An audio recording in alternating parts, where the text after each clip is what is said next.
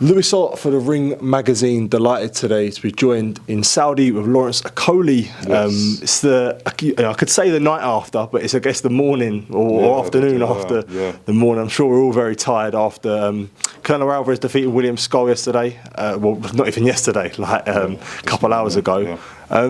Lawrence, good to see you. How's things? Thank you. Good to see you too. Things are good. We're just here in Saudi, just enjoying the show and meeting who needs to be met, and we're good to go. Yeah, that's what I was going to say. Obviously, saw you a couple hours ago with Canelo Alvarez defeated Scull.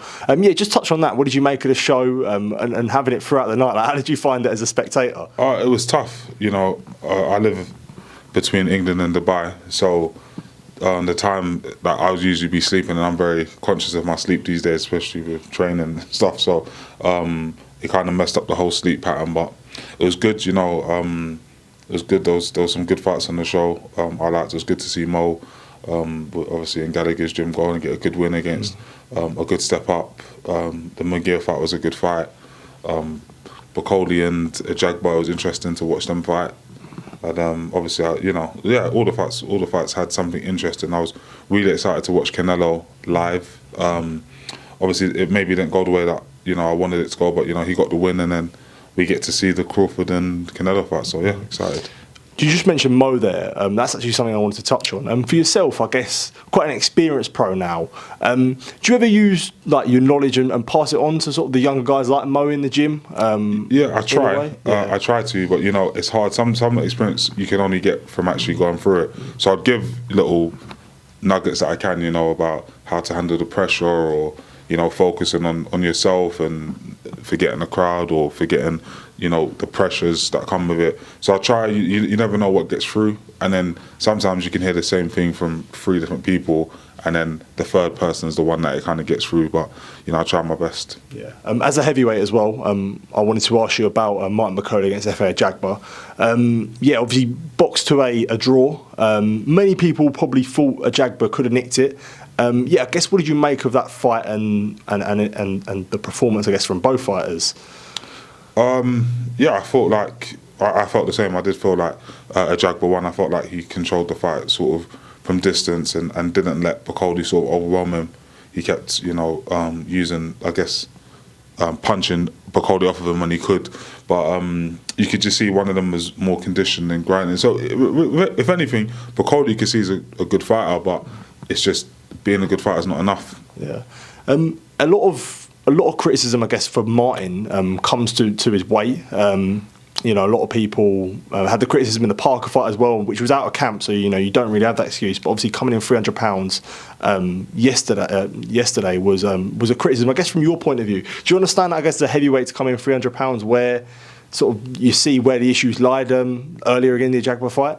Yeah, well, coming in 300 pounds, he's come in that before and performed, so it's not all about the weight. Do you know what I mean? I think Ajagba put on, it gave him stuff to think about. I do think, obviously, that when you've had success at a weight, you do just kind of stick with it. Like, he's, similar to sort of Miller. When you're 300 pounds, you just try to you're basically in a different weight class to even other heavyweights, so you try to sort of bully them with size and push them back, but then that it comes with pluses and minuses. You can't be 300 pounds and super fit, super fast, super relentless, so it's kind of like a moving scale. So I think he felt like the 300 pounds is what he wanted, and it didn't necessarily work for him yesterday. Yeah. From your point of view as a heavyweight as well, how do you find it, because you're not having to make weight, but how do you find it maintaining a certain weight, whether it be 240, 250 or that sort of range? How do you find it? Do you ever It's a conscious thing. You have to consciously make the decision to stay on top of it. For me, when I first moved up to heavyweight, it was a bit difficult because I was so used to being on a strict regime, on a diet, plant-based, whatever. So as soon as it comes to heavyweight, you kind of are living the dream that you've always wanted to when you've been making weight. So I was eating more than maybe I should have, and so on. So you have to make the conscious decision to watch what you're eating. Otherwise, no one can tell you that you can't be 300 pounds or 260 or 270. So yeah. Did you get a chance to watch Richard Riakporhe's fight? Oh, I saw it the day after. I didn't watch it live. Do you know what I mean? I saw it the morning after, and yeah, it looked like, you know, what you kind of expect from a 35-year-old prospect. Yeah. So would there be desire to rebook that fight for yourself when it comes to Richard? Potentially. I think at the moment it's not really a fight for either of us, to be fair. You know, at that time, you know, when we asked for that fight, it was like you need an interim fight. So we said, get Richard out of wherever he was and let's get to going. But obviously when I got injured, it's like, okay, let's see where the chips lay at now. And the chips lay in a different place.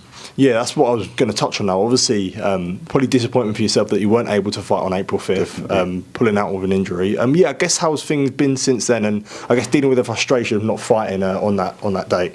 Yeah, it was tough. You know, I was raring to go. You know, I'd already paid for sparring partners. I'd paid for weeks of sparring, weeks of accommodation. I was in the full swing of things, and it was annoying because I really actually tried, really tried, like, for a few weeks. I started with an injury and then I tried to kind of grind through, but then when it got to a point where I couldn't, it was frustrating because I feel that boxers are better when they fight regularly. So boxing in December and then boxing in April would have been fantastic, but unfortunately, you know, we couldn't do it. Yeah, because a lot of the sort of criticism from Riakporhe side, obviously it come with the timing of you becoming #1 in the WBC as well. So Team Riakporhe and Boxer had their conspiracies, but it didn't, like, from your point of view, sort of that's all it is. It's conspiracies. I mean, it's the first time I've ever been injured in a fight, and we need to remember, like, Riakporhe can't call for a fight against me. Like, so we said, yeah, let's make the offer to Riakporhe. It was on a Queensbury show. It was basically, I said Riakporhe.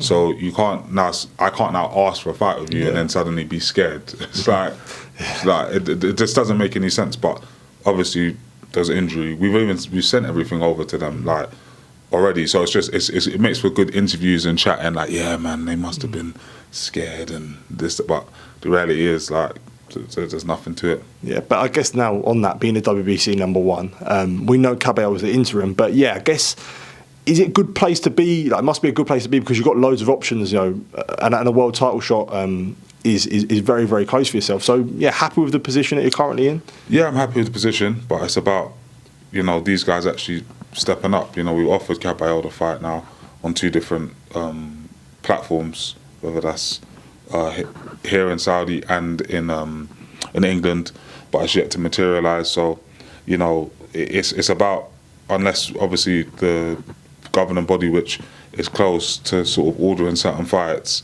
it's up to fighters to actually just pull their socks up and get it done.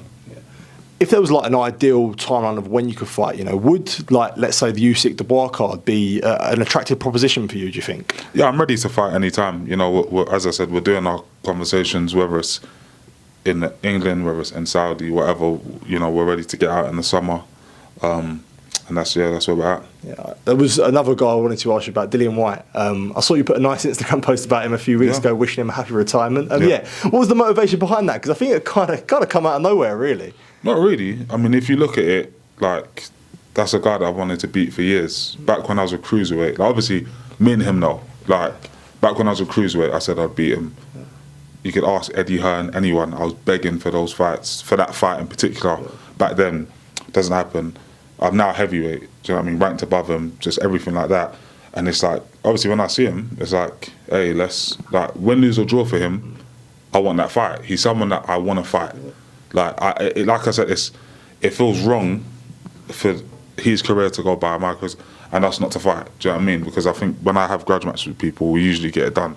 So Dillian, like, but the problem is now, is that he'll talk in an interview, like, I go back, look his interviews, he talks, could I box anyone, these man, the Argus, and then when the offers are being made, he's been offered the fight, like, here, I mean, in England, and I'm sure he's going to get offered to fight in Saudi. It's insane, like, that, like I said, I would never expect him to be so afraid. It's like, it baffles me.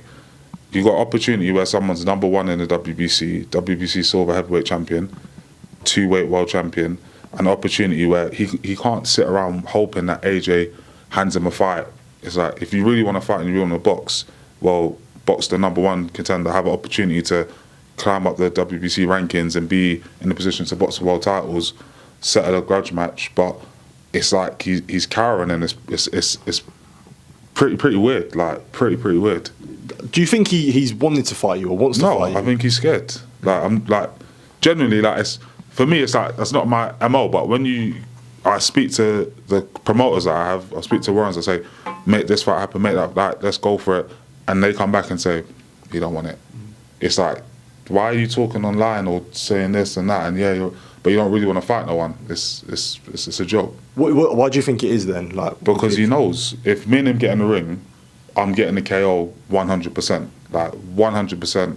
And I think he's in a position where he doesn't want to get KO'd by me. He might want to get KO'd by AJ or someone else because it's okay, it's AJ. But he knows I'm coming to do a job. Yeah. Was it a weird dynamic on like that whole April 5th build-up, especially the press conference when you were sitting next to him, like when like deep down, you know, he'd ideally be the opponent for you. Like, but that's my thing. My thing was I was meant to beat Richard, and then the winner of Joe Joyce and Dillian, who both said no to fighting me on that same show. Like I put myself forward to box both of them. They both said no. But when they're boxing each other, you can kind of say, I find let them box, and then I'll just deal with Richard. But then in the aftermath, obviously Joe Joyce has unfortunately lost to Hergovich. Dillian like, okay, let's now make the fight with me and you now. Doesn't want it. Yeah, and as you saw at the press conference when I said, me and him, we got to get a fight. Shook hands. He's meant to be like a, true gentleman of the sport. Not really. Yeah. Does that frustrate you though, in a sense? If people are talking and they don't. No, do you know what it is? It's I'm in a great position, being honest, but it's just like I said, I hold grudges. I think back to how I felt back then, back in like 2019 when I was a Commonwealth champion, and it's like it just feels wrong to be in a sport where you can fight each other, not fighting. That's it. And I know you said, he thinks he's scared, but in an ideal world, like, you talked about the offer. In an ideal world, if you're being positive, you think that he would end up taking it if it was a good offer, I guess. Yeah, there have been good offers. That's the thing. They have been good, but it's like also you have to look, because I don't want to talk too much about Dillian. Like if he's a chicken, he's a chicken. Yeah. But it's like you have to look at what are the other options. Like I'm in a position where whether it's in the summer or it's in the thing, I'm going to box for the WBC interim or world title, so I'm in a pretty happy position. But in the meantime, Dillian Whyte seems like a fight that I'd want to just kind of get rid of, because once I push on, it's tough to now say as a world champion I want to box Dillian. Like, so now's the time. Yeah. Well, before I do let you go, and I know we sort of just touched on it there, but like, would you say summertime's an ideal return for you? I think so, because summer is what, June, July. Latest August, yeah, definitely. Yeah, perfect. Well, Lawrence, I appreciate you taking time to speak to me. Thank you. Always good to see you, mate. And sure, it won't be too long since we're catching up again, mate. Appreciate it. Thank you, mate. Cheers.